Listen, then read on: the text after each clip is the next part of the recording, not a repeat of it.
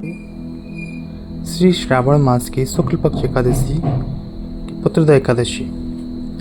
युधिष्ठिर ने पूछा, हे कृष्ण, श्रावण मास की इस एकादशी का महात्म्य बताइए। भगवान कृष्ण बोले, प्राचीन काल में द्वापर युग में महिजित राज्य करते थे। वे पुत्रहीन थे, अतः राज्य उन्हें सुखदायी न था।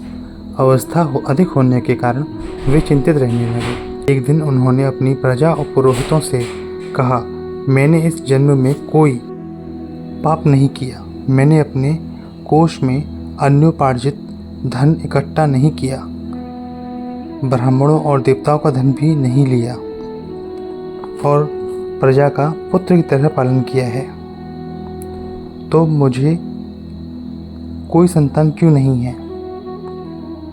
राजा के वचन सुनकर वे सभी लोग राजा के साथ वन में जाकर इधर उधर घूमने लगे और ऋषि मुनियों से ढूंढने लगे। इस प्रकार सौभाग्यवश उन्हें मुनि श्रेष्ठ लोमस जी का दर्शन हुआ। वे संपूर्ण शास्त्रों के विशिष्ट विद्वान थे। उन्हें देखते ही सबने दंडवत प्रणाम किया। महर्षि ने उनसे पूछा और राजा ने अपनी सारी व्यथा सुना दी। राजा को दुख दूर करने के उपाय के स्वरूप अपने तप से राजा के पूर्व जन्म के वृत्तांत को जानने लगे।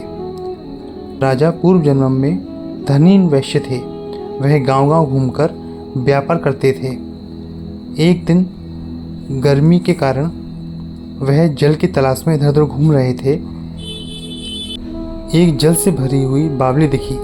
जैसे ही वह जल पीने आगे बढ़ा, तभी बछड़े के साथ प्यासे से पीड़ित एक गौ भी वहां आ गई और जल पीने लगी। वैश्य ने जल पीती हुई गौ को मारकर भगाया और स्वयं पीने लग गए। उसी पाप कर्म के कारण राजा संतानहीन हुए हैं।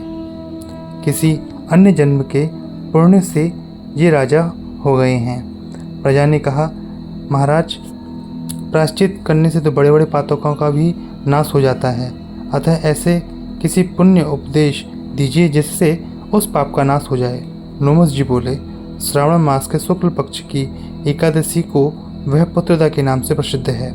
वह मनोवांछित फल प्रदान करती है, उसी का व्रत करो।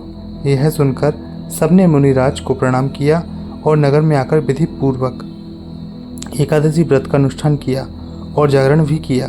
फलस्वरूप राजा को पुत्र की प्राप्ति हो गई। इसका महात्म्य सुनकर हमारे चैनल को सब्सक्राइब करें और अधिक से अधिक शेयर करें।